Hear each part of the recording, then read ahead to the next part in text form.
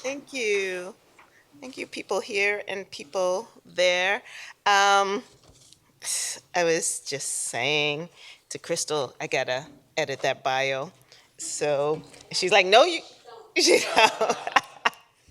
thanks for coming out for this. What happened to Lisa? I thought I saw Lisa Jesse Peterson and she bounced. Anyway, it's so nice to be here. I got to hear a little bit of the reading upstairs, and you're going to be blown away. And this is not the first time the Center for Fiction has celebrated Toni Morrison, nor will it be the last. In 2018, the center honored Miss Morrison with its first Lifetime of Excellence in Fiction Award, and Oprah Winfrey presented that award. And the event was commemorated by a nearly 20 feet high by 8 foot wide photo of Toni Morrison. And it's still in the stairwell, I think. Is it still here? Oh, cool. So it's still there. So take a look at it. It's stunning. What else? Sorry. She serves as muse to all who come to read, to write, to learn, to be entertained here. When Toni Morrison died the following year, the center held a tribute to her in this room. Craig Harris's jazz band improvised on lines from her work selected and read by the center's board chair and Toni Morrison's former editor, Errol McDonald. At the closing, the lights came down and Toni Morrison's voice filled the darkness as she delivered her Nobel Prize acceptance speech. There was not a dry eye in the house when the lights came up again. Errol described Miss Morrison as one of the most revered writers of our time, honored not only for her literary prowess, but for her moral compass, evident in such canonical works as Beloved. And I don't know how many of y'all know Errol, but I know Homeboy tried to trip me up on the word canonical, but I practiced before I got here. 60 million and more. So reads the dedication, a memorial to the Africans and their descendants who died as a result of the Atlantic slave trade. In an interview with Time magazine, Morrison said she had resisted writing about enslavement for years. I had this terrible reluctance about dwelling on that era. Then I realized I didn't know anything about it, really, and I was overwhelmed by how long it was. Suddenly, the time, 300 years, began to drown me. 300 years. Think about that. Now, that's not a war, that's generation after generation after generation. I thought this has got to be the least read of all the books I'd written because it is about something that the characters don't want to remember, I don't want to remember, Black people don't want to remember, white people don't want to remember. I mean, it's national amnesia. Toni Morrison was determined to expose her fiction and nonfiction the national amnesia that was underlying forms of racism that were often unconscious. Beloved was first published in 1987, 35 years ago, which is bananas because I remember when it came out. And since then, it has been among the list of top 10 most challenged books for the American Library Association. I just want to pause there because I think the challenged books is something we need to pay a lot of attention to right now. The writers that are being most challenged are Black women. The books that are being most challenged are books that deal with the experiences of people of the global majority. And yet, Beloved is still one of the most vital and influential American novels ever to be written. Many authors credit it as the inspiration for their own careers, myself included. When I read Beloved, what I thought was, I need to go back to school. Not only to learn more about our history, but to learn more about writing, because it's a phenomenal work of art. Tonight we are going to hear 3 excerpts from the novel read by actors Crystal Dickinson and Ty Jones. Crystal Dickinson's Broadway credits include the Tony Award-winning play Clybourne Park and Tony-nominated play You Can't Take It With You. She has performed off-Broadway at Lincoln Center, the Public Theater, Signature Theater, Playwrights Horizons, and the Atlantic. Her film and TV credits include I Origins, The Good Wife, Feed the Beast, New Amsterdam, and recurring roles on the Showtime drama The Chi and ABC's For Life. NAACP Award winner Ty Jones is the Obie Award winner, Producing Artistic Director of the Classical Theater of Harlem, CTH. Under Jones's leadership, CTH's template of financial discipline, precision marketing, and exceptional programming resulted in its growth and stability. Jones initiated Uptown Meets Downtown, a program comprising strategic partnerships with downtown theaters designed to share expenses and build artistic bridges between communities. He created Uptown Shakespeare in the Park, which is legendary, bringing free professional theater to Harlem's Marcus Garvey Park. Jones is a vet of 5 Broadway shows, including Julius Caesar with Denzel Washington. Principal TV film work includes When They See Us, Clifford the Big Red Dog, and he's best known as Agent Donovan of Power. He's a graduate and holds an honorary doctorate from the University of Delaware. We are also thrilled to be joined by violinist Roen Jones. And if the last name is familiar, there's a reason for that. But she is extremely talented. Roen loves math. She plays violin and viola. And she's a student she's a 7th grader at the Special Music School in Manhattan, as are the other 2 Jones kids I just heard. And I don't know if y'all know about the Special Music School, but it is not easy to get into. You have to kind of be dripping with talent to get into it, and discipline, I know. Please welcome to the stage, Crystal and Ty. Thank you.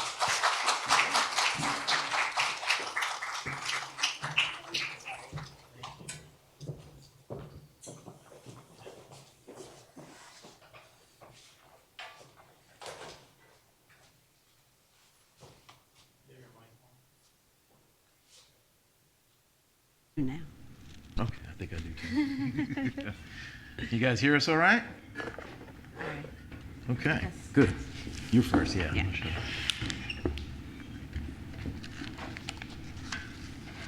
Yes, can you hear me? Good? All right.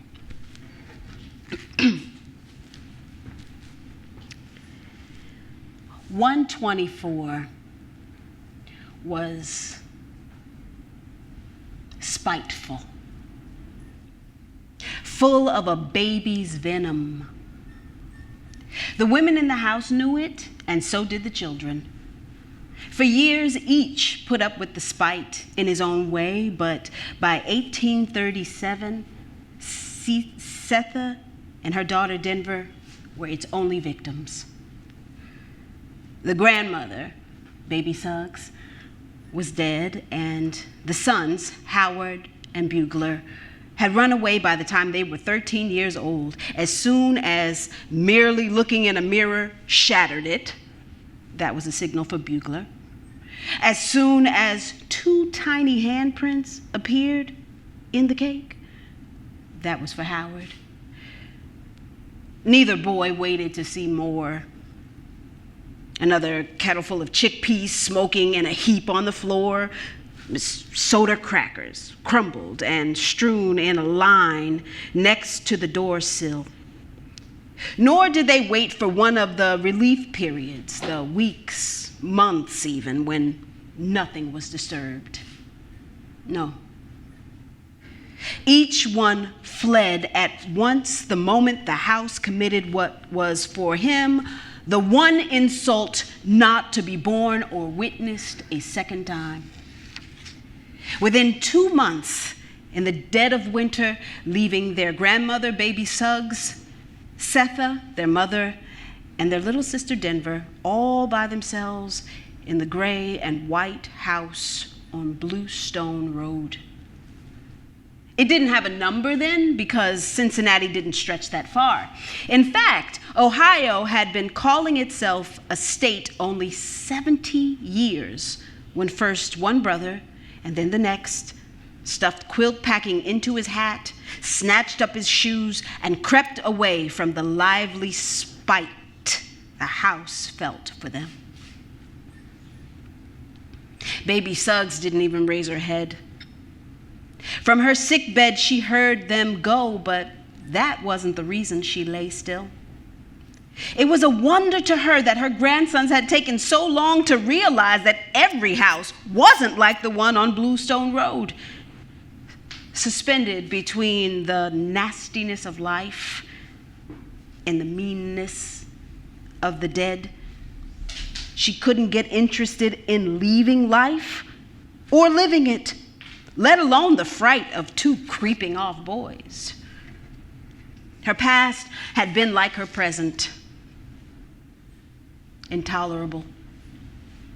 And since she knew death was anything but forgetfulness, she used the little energy left her for pondering color.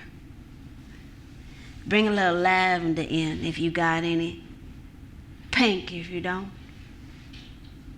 And Setha would oblige her with anything from fabric to her own tongue. Winter in Ohio was especially rough if you had an appetite for color.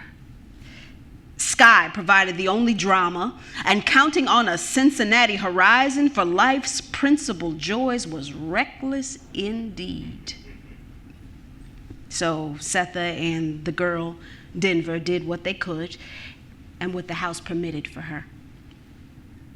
Together they waged a perfunctory battle against the outrageous behavior of that place, against turned over slop jars, smacks on the behind, and gusts of sour air.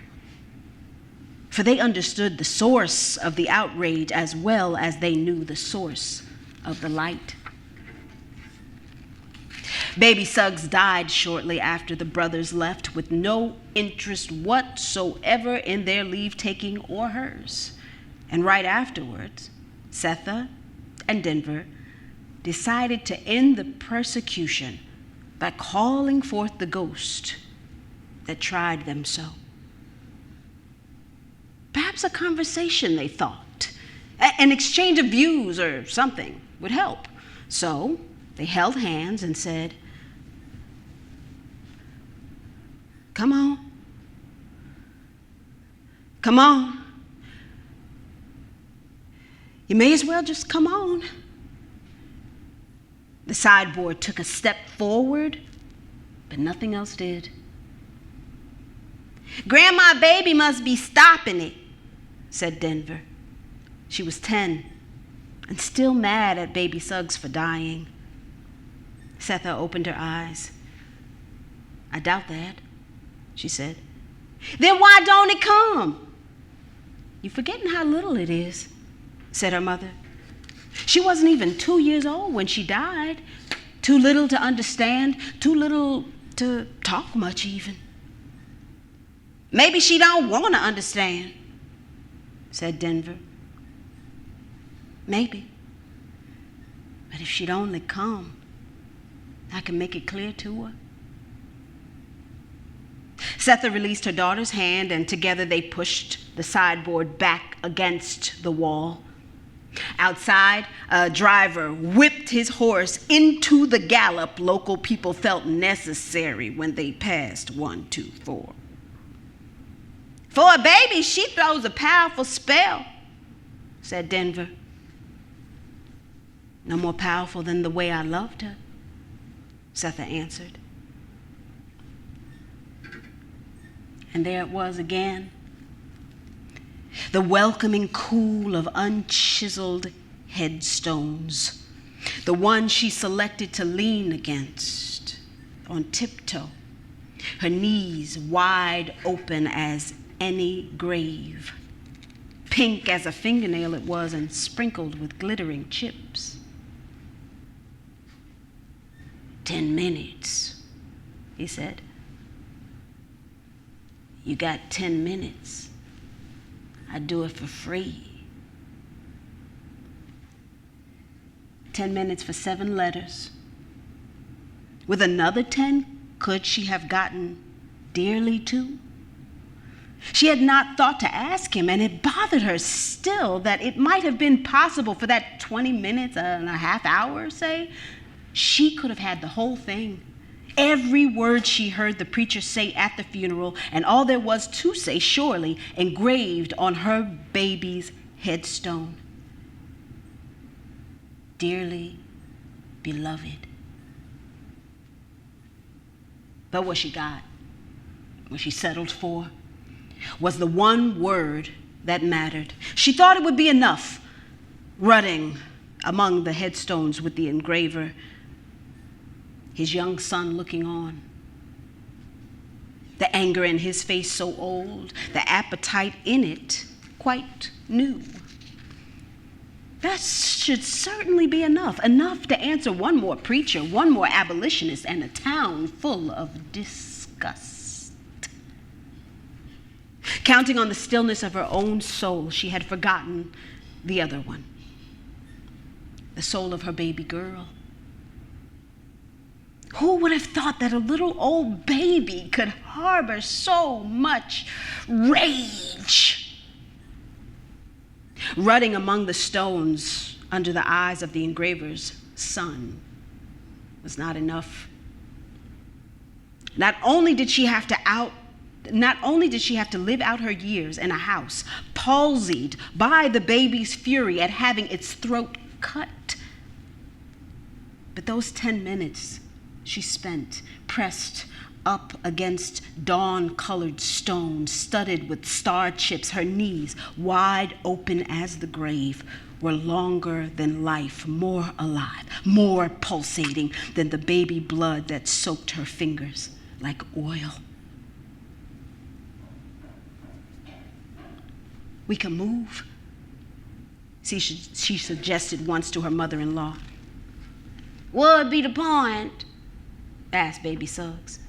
Not a house in the country ain't packed to its rafters with some dead Negro's grief. We lucky ghost is a baby. My husband's spirit was to come back here, or yours. Don't talk to me. You lucky. You got 3 left, 3 pulling at your skirts and just 1 raising hell from the other side. Be thankful, why don't you? I had 8. Every one of them gone away from me. 4 taken, 4 chased, and all I expect were in somebody's house in the evil. Baby Suggs rubbed her eyebrows. My firstborn? All I can remember of her is how she loved the boy in the bottom of the bread. Can you beat that? 8 children. That's all I remember. That's all you let yourself remember, Setha told her. But she was down to 1 herself. 1 alive, that is. The boys chased off by the dead one, and her memory of Bugler was fading fast. Howard at least had a head shape nobody could forget. As for the rest, she worked hard to remember as close to nothing that was safe. Unfortunately, her brain was devious. She might be hurrying across a field, running practically to get the pump quickly and rinse the chamomile sap from her legs. Nothing else would be in her mind. The picture of the men coming to nurse her was as lifeless as the nerves in her back where the skin buckled like a washboard. Nor was there the faintest scent of ink or the cherry gum and oak bark from which it was made. Nothing.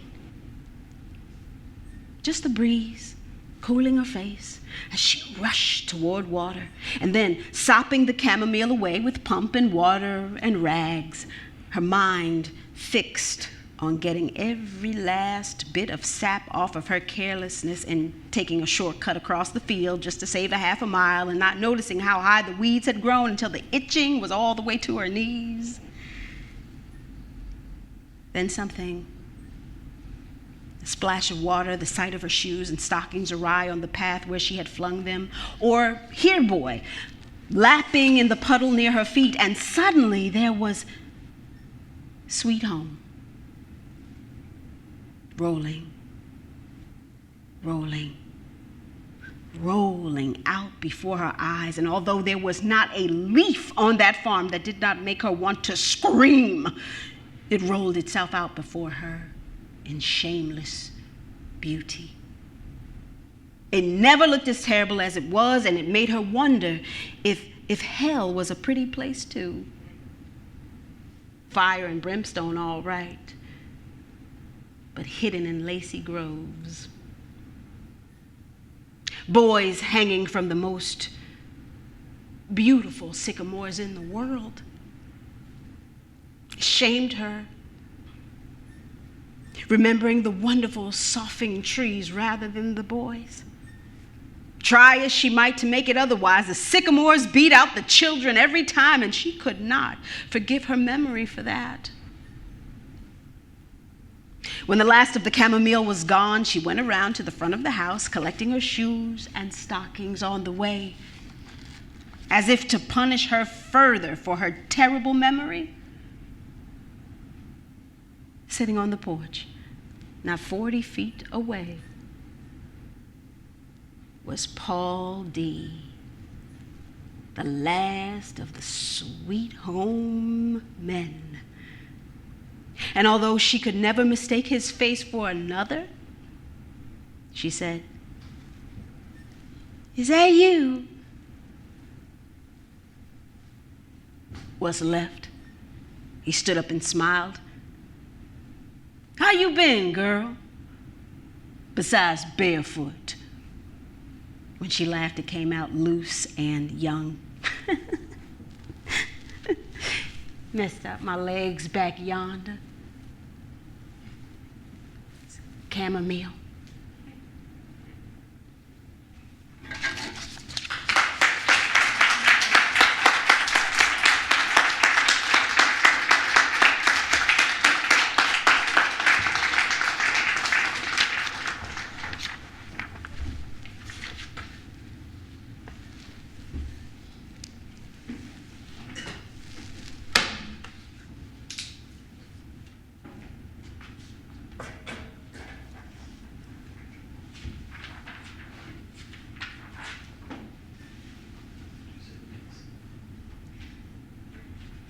Hello, my name is Roen Jones, and I'm playing Violin Concerto No. 2 in D major by Wolfgang Amadeus Mozart.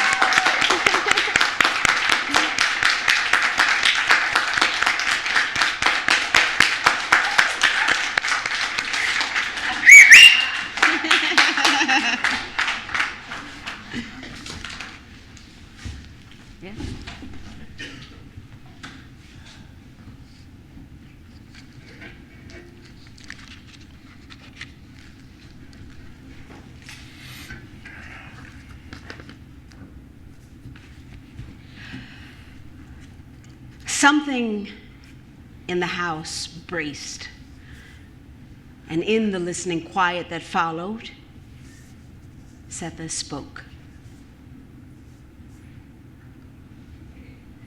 I got a tree on my back and ain't in my house, and ain't nothing in between but the daughter I am holding in my arms. No more running from nothing. I will never run from another thing on this earth. I took one journey and I paid for the ticket, but let me tell you something, Paul D. Garner. It costs too much. Do you hear me? It costs too much. Now sit down and eat with us or leave us be. Paul D. fished in his vest for a little pouch of tobacco, concentrating its contents and the knot of its string, while Setha led Denver into the keeping room that opened off the large room he was sitting in. He had no smoking papers, so he fiddled with the pouch and listened through the open door to Setha quieting her daughter. When she came back, she avoided his look and went straight to a small table next to the stove. Her back was to him, and he could see all the hair he wanted without the distraction of her face. What tree on your back? Huh? Setha put a bowl on the table and reached under it for flour. What tree on your back? Something growing on your back. I don't see nothing growing on your back. It's there all the same. Who told you that? White girl.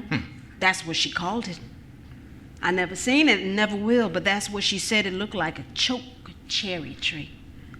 Trunk, branches, and even leaves, tiny choke cherry leaves. But that was 18 years ago. Could have cherries now for all I know. Setha took a little spit from the tip of her tongue with her forefinger. Quickly, lightly, she touched the stove. Then she trailed her fingers through the flour, parting, separating small hills and ridges of it, looking for mites.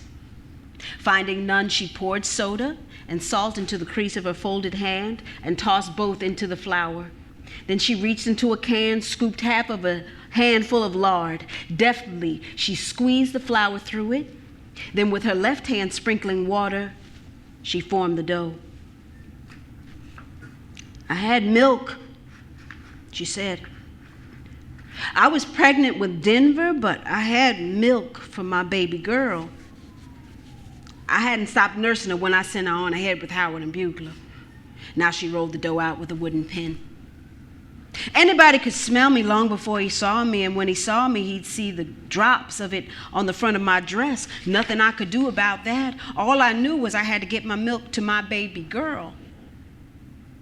Nobody was going to nurse her like me. Nobody was going to get it to her fast enough or take it away when she had enough and didn't know it. Nobody knew that she wouldn't pass her air if you held her up on your shoulder, only if she was lying on my knees. Nobody knew that but me.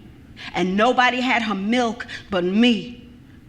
I told that to the woman in the wagon, told them to put sugar water in cloth to suck from, so when I got there in a few days, she wouldn't have forgotten me. The milk would be there, and I would be there with it. Men don't know nothing much, said Paul D., tucking his pouch back into his vest pocket, but they do know, a suckling can't be away from his mother for long. Then they know what it's like to send your children off when your breasts are full. We was talking about a tree, see, Setha.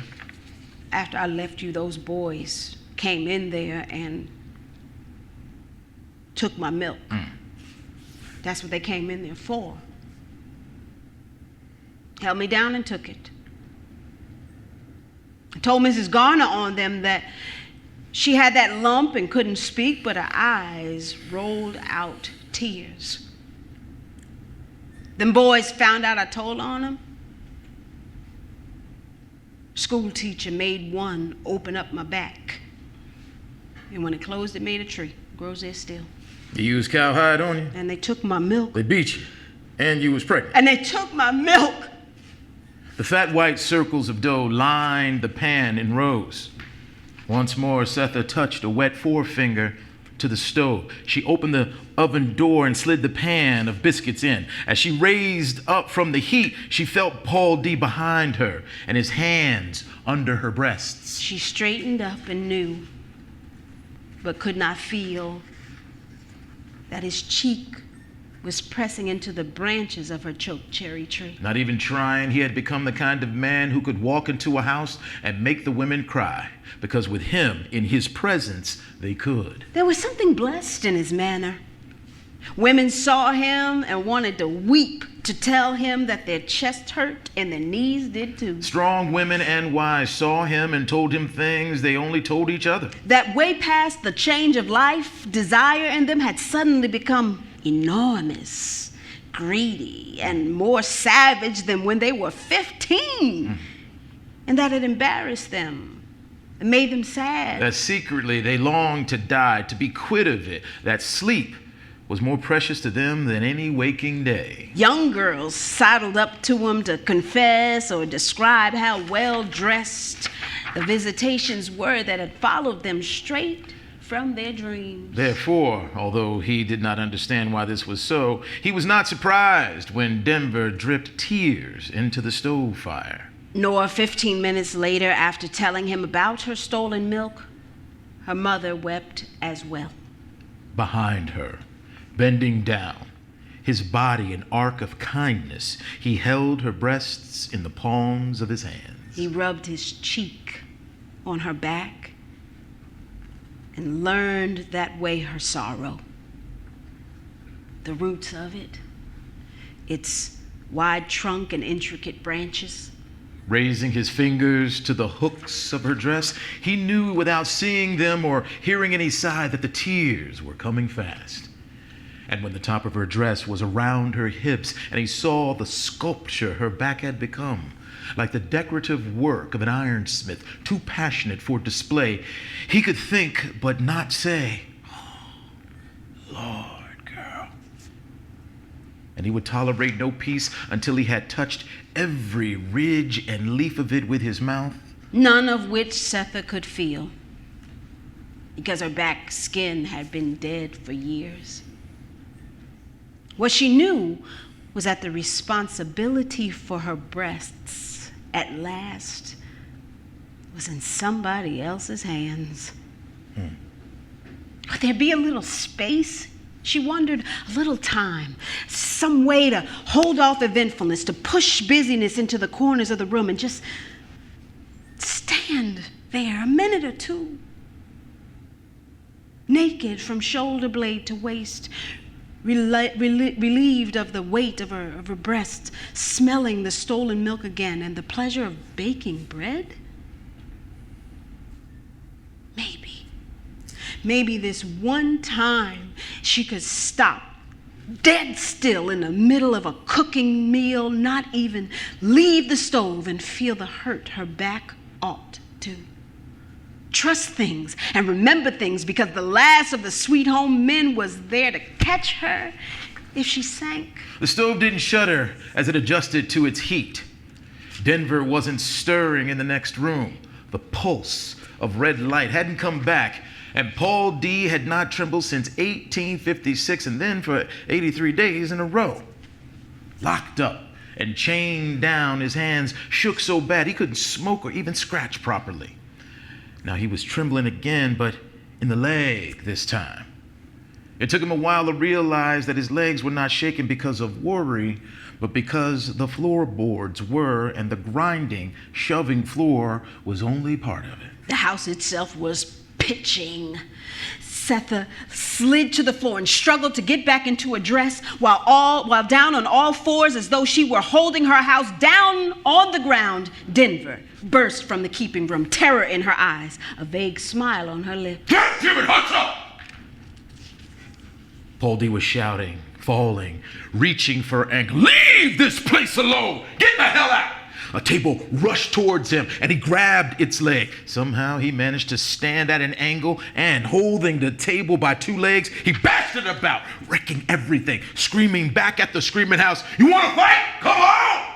God damn it! She got enough without you! She got enough!" The quaking slowed to an occasional lurch, but Paul D. did not stop whipping that table around until everything was rock quiet. Sweating and breathing hard, he leaned against the wall in the space the sideboard left. Setha was still crouched next to the stove, clutching her salvaged shoes to her chest. The three of them, Setha, Denver and Paul D breathed to the same beat, like one tired person. Another breathing just was as tired. It was gone. Denver wandered through the silence to the stove. She ashed over the fire and pulled the pan of biscuits from the oven. The jelly cupboard was on its back, its contents lying in a heap in the corner of the bottom shelf. She took out a jar and, looking around for a plate, found half of a one by the door. These things she carried out to the porch steps where she sat down. The two of them had gone up there, stepping lightly, easy-footed. They had climbed the white stairs, leaving her down below. She pried the wire from the top of the jar and then the lid. Under it was cloth, and under that, a thin cake of wax. She removed it all and coaxed the jelly onto one half of the half a plate. She took a biscuit and pulled off its black top. Smoke curled from the soft white insides. She missed her brothers. Bugler and Howard would be 22 and 23 now. Although they had been polite to her during the quiet time and gave her the whole top of the bed, she remembered how it was before. The pleasure they had sitting clustered on the white stairs. She between the knees of Howard or Bugler. While they made up witch stories with proven ways of killing her dead. And baby Suggs telling her things in the keeping room. She smelled like bark in the day and leaves at night, for Denver would not sleep in her old room after her brothers ran away. Now, her mother was upstairs with the man who had gotten rid of the only other company she had. Denver dipped a bit of bread into the jelly. Slowly, methodically, miserably, she ate it.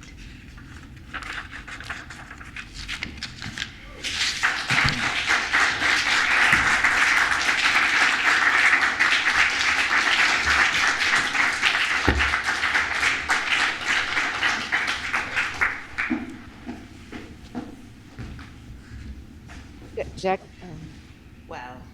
we've got one more reading, Jackie. Oh, shoot. Yeah, I'm so Mama. sorry. Ron's going to play for us again. Oh, Yeah. bad. It's okay. You still have a great bio. Yeah, come on up, babe. Yeah, you're coming up. It was us old folks. Well, I'm old. You ain't. Tell them what it is.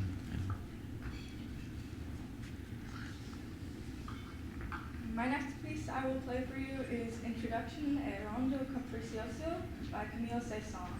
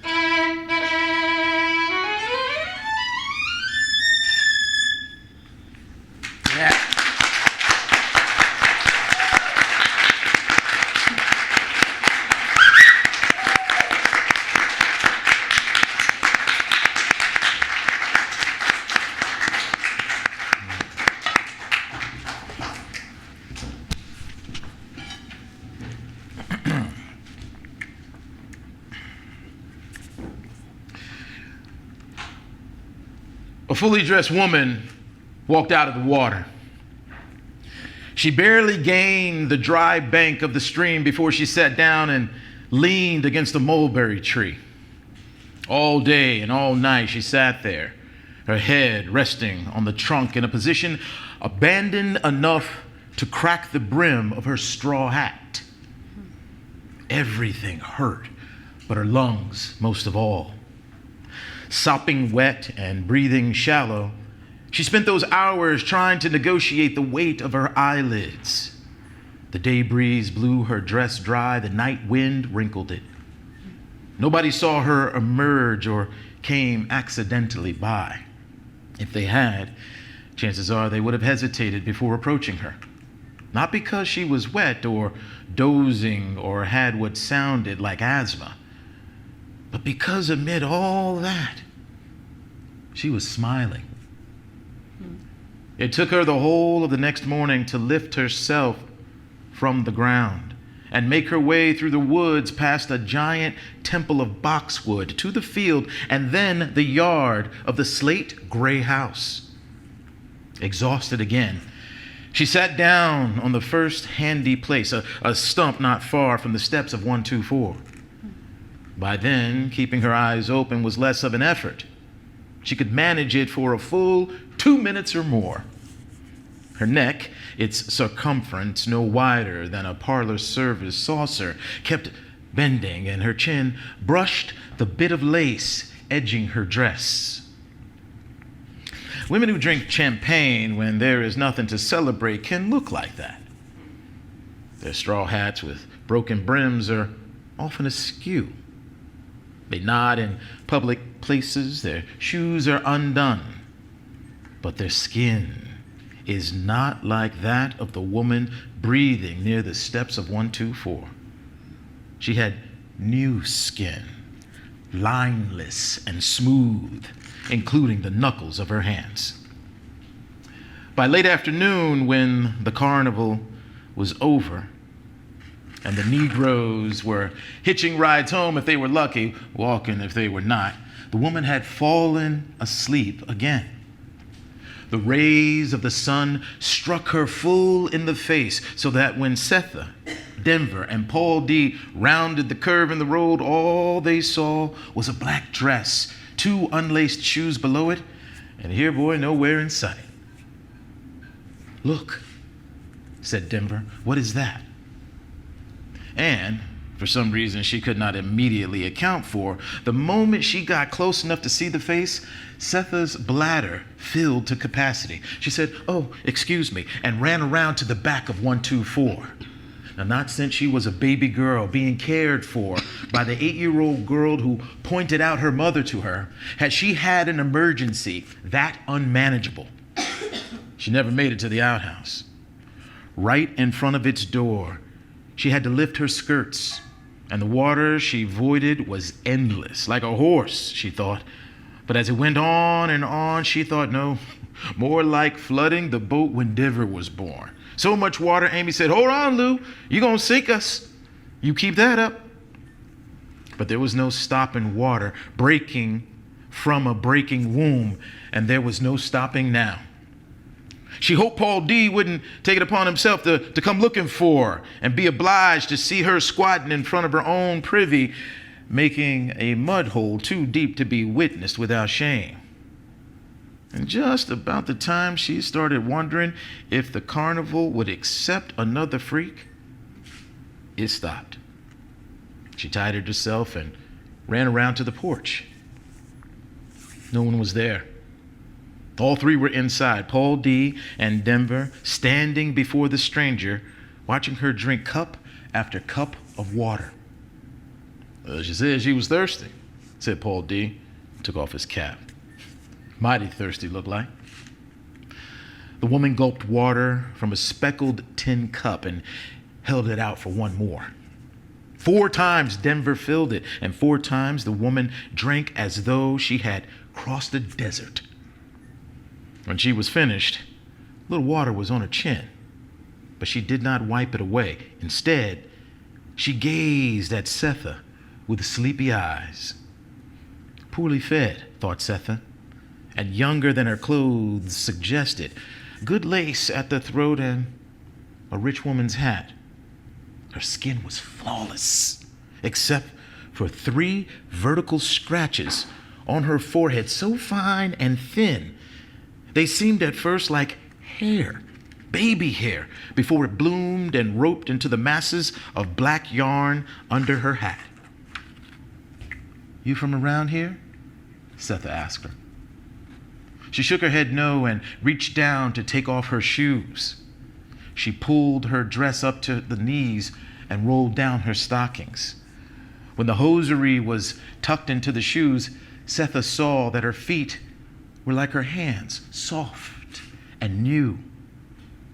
She must have hitched a wagon ride, thought Setha. Probably one of those West Virginia girls looking for something to beat a life of tobacco and sorghum. Setha bent to pick up the shoes. "What might your name be?" asked Paul D. "Beloved," she said, and her voice was so low and rough, each one looked at the other 2. They heard the voice first, later the name. "Beloved. You use the last name Beloved?" Paul D. asked her. "Last." She seemed puzzled. Then, no. And she spelled it for them, slowly, as though the letters were being formed as she spoke them. Setha dropped the shoes. Denver sat down, and Paul D. smiled. He recognized the careful enunciation of letters by those like himself who could not read but had memorized the letters of their name. He was about to ask who her people were, but thought better of it. A young colored woman was drifting from ruin. He had been in Rochester 4 years ago and seen 5 women arriving with 14 female children. All their men, brothers, uncles, fathers, husbands, sons, had been picked off one by one by one. They had a single piece of paper directing them to a preacher on Divorce Street. The war had been over 4-5 years by then, but nobody, white or black, seemed to know it. Odd clusters and strays of Negroes wandered the back roads and cow paths from Schenectady to Jackson. Dazed but insistent, they searched each other out for word of a cousin, an aunt, a friend who once said, "Call on me. Anytime you get near Chicago, you just call on me." Now, some of them were running from family that could not support them, some to family. Some were running from dead crops, dead kin, life threats, and took over lands. Boys, younger than Bugler and Howard. Configurations and blends of families, of women and children, while elsewhere, solitary, hunted and hunted for, were men. Forbidden public transportation. Chased by debt and filthy talking sheets, they followed secondary routes, scanned the horizon for signs, and counted heavily on each other. Silent. Except for social courtesies. When they met one another, they neither described nor asked about the sorrow that drove them from one place to another. The whites didn't bear speaking on.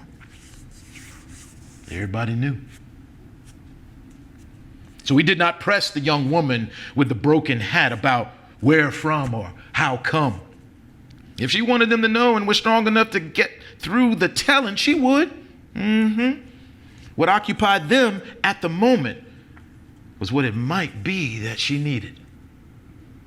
Underneath the major question, each harbored another. Paul D. wondered at the newness of her shoes. Setha was deeply touched by her sweet name. The remembrance of glittering headstone made her feel especially kindly toward her. Denver, however, was shaken. She looked at this sleepy beauty and wanted more.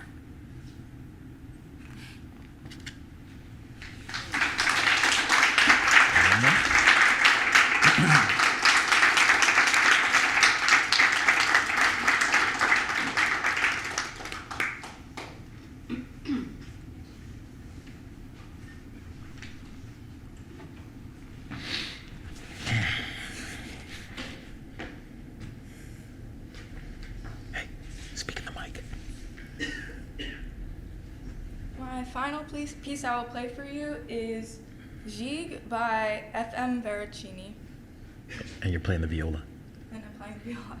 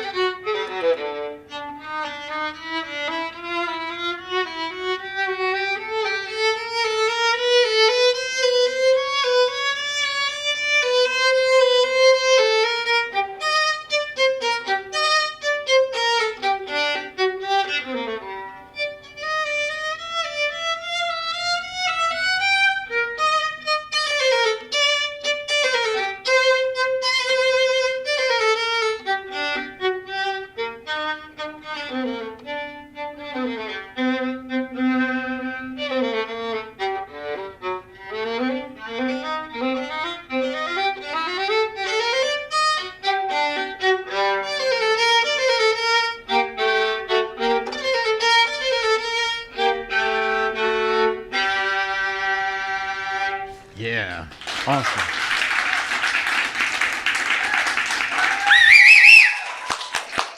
Good job, baby girl. Mwah.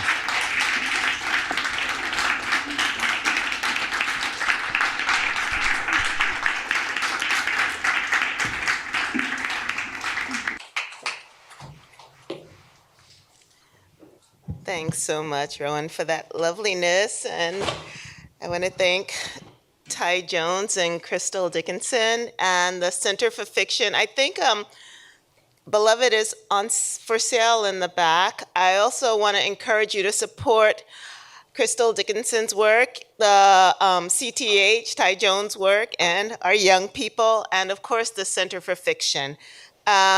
Please visit the website to find out more about the upcoming programs for our big read, and invite friends, coworkers, neighbors, and loved ones to read and reread the book. These performances were incredible, and I'm so grateful to both of y'all. Thank you. Thanks, everyone.